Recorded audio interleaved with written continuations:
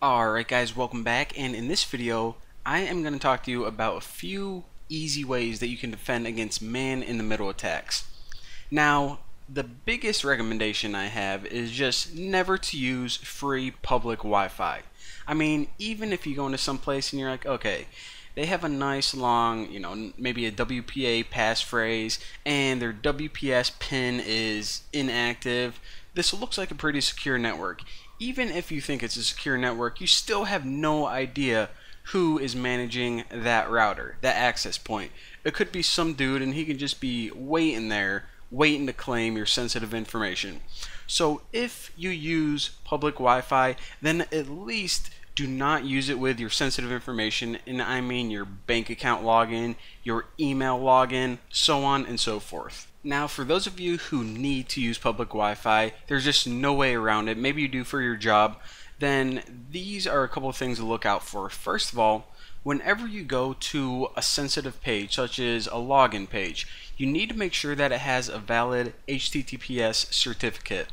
Now, on the website that we made in the last video, you saw that whenever we went to www.bacon.com, it wasn't the real bacon.com, so we're never going to see one of those nice green certificates, and I'll show you guys what they look like. So this is the Bank of America webpage right here, and this is from my phone, and this is from the tablet.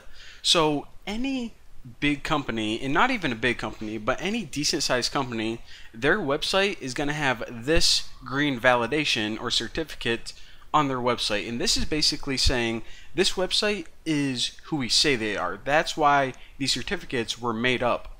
Now, I want to say not every website, because maybe your friend has a forum and I don't know, maybe someone's working on like a tiny little website. Those login pages may not have it, but all of your big websites, Facebook, your banks, your Googles, your emails, keep an eye out for these, and if you don't see one, do not go to it. Now, another important thing you can do, especially on your home network, is lock out any unauthorized users.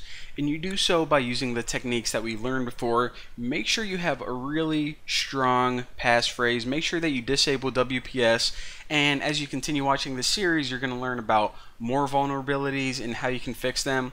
And that is because, for some reason, a lot of people believe that whenever they have a phone or whatever, and they're talking to an access point, that there's just some kind of direct communication between the two.